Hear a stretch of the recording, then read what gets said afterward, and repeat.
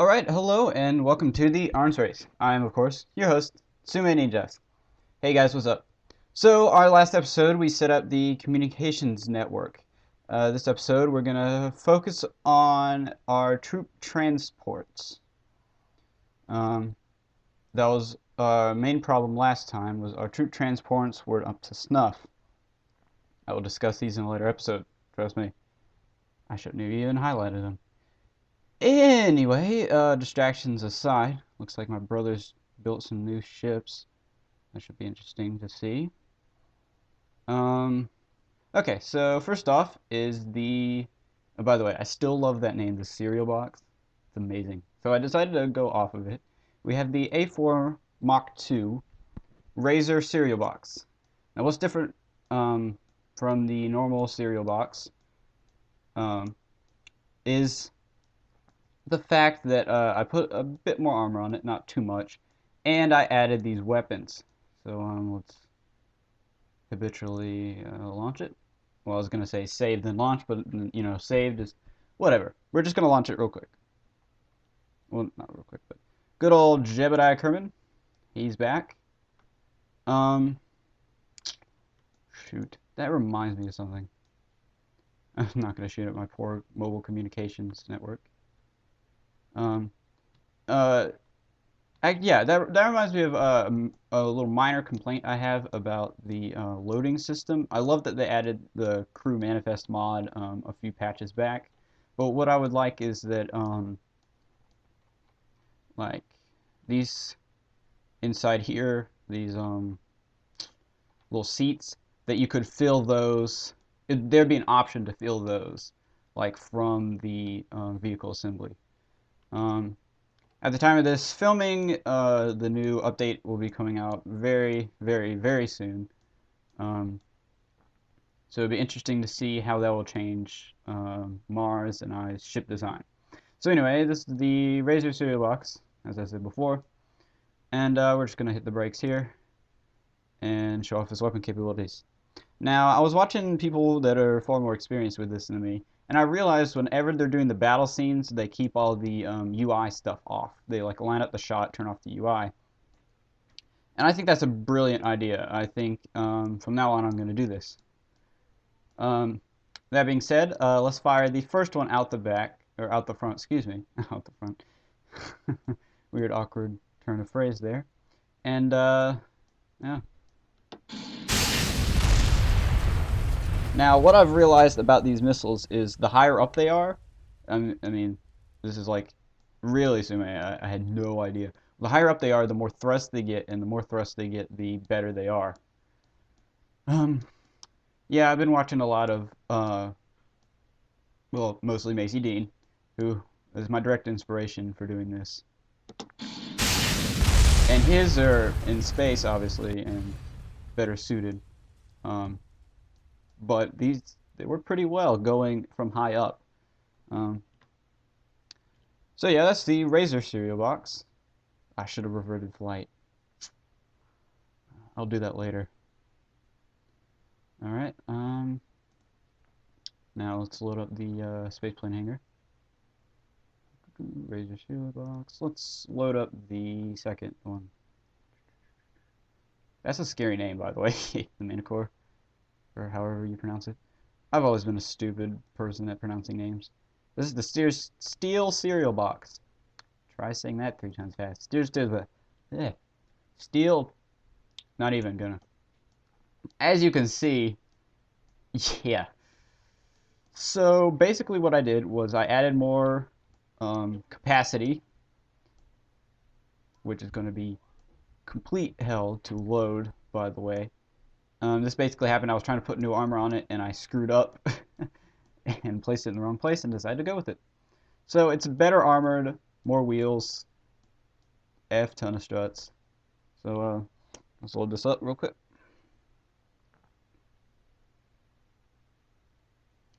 Sorry about that. I shouldn't be silent for more than like 4 seconds or so. Bill, nice to see you, buddy.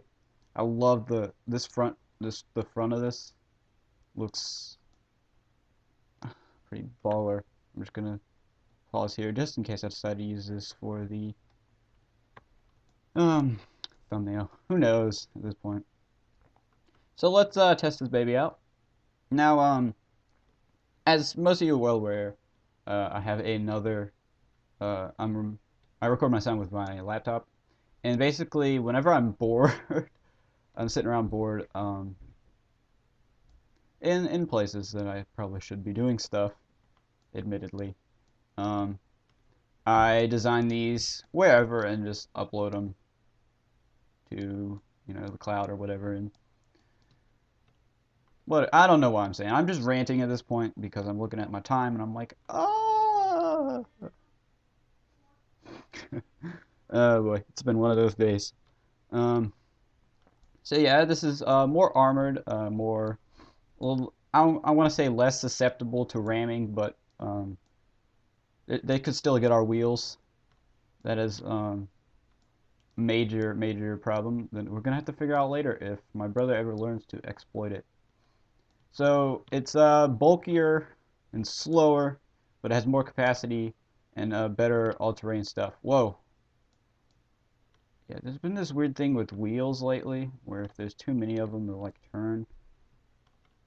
I need to disable steering with a couple of these, and strut the wheels together. So I'll tweak that a bit.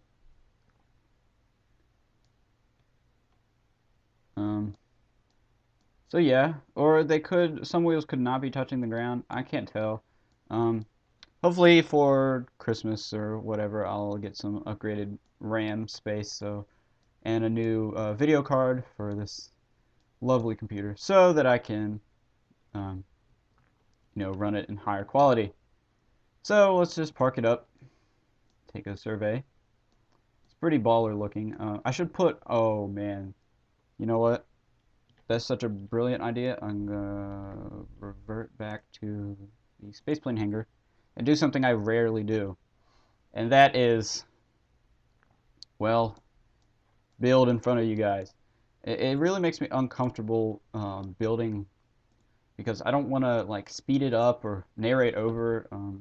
I've done that in the past with other stuff, and it just makes everything awkward. Um, so yeah, look at that. It kind of looks like some kind of bug. Um, in fact, let's complete that by adding. There it is. Look at it. Looks like a little like cockroach or something. I don't know. We're saving that. That's awesome. Um, so yeah. Yeah. No. Might as well strut up the legs real quick. Um, just in case you're not wondering, if you hold Shift, well, if you don't know by now, I didn't know until like I started doing this, and I was like, how do they get those parts in that angle? Basically, how to get parts to shift 15 degrees. You hold Shift in whatever way you want to turn it. Because if you just hit the button normally, it'll shift the part 90 degrees in either direction with WASD. But you guys probably already know that if you're looking this stuff up. If not, and you don't have the game, well, it's a good game to get. I'm a big fan of games in development like this. Anyway, um, because there's always room to go up with this sort of thing. I don't know, man. I'm just like a sucker for it, sort of. Um, I didn't notice this before. We have lights down here. Um, so yeah, it's my brother's flag. Speaking of flags, I should probably take this episode to um, whoa, man, brain just died. Show you guys what. Let's not go to the checking station. Show you guys. Shoot, what was I gonna say? Well, damn, I just lost it. Oh yeah. Oh, the Lost. That's it. Yeah, duh. Stupid me. Okay. I'm gonna show you how many people we. Excuse me. Lost on the last bit. Interesting. So apparently, if a Kerbal dies, they can be reincarnated if they're not these guys. Um, I think I saw Johad. Johad died in that battle, by the way. That's gonna be weird for continuity. Anyway, we lost about 5 Kerbals in that fight, which is too much. So hopefully we can minimize um, casualties in our next battle coming up next episode. And then after that will be some post-battle analysis, and then we'll go back to the usual same old arms race. So until the battle, or whatever, I will see you guys later. Have a good one. I'm stalling now because I'm going to cut this. So, well, no, not. Blah, blah, blah. Bye.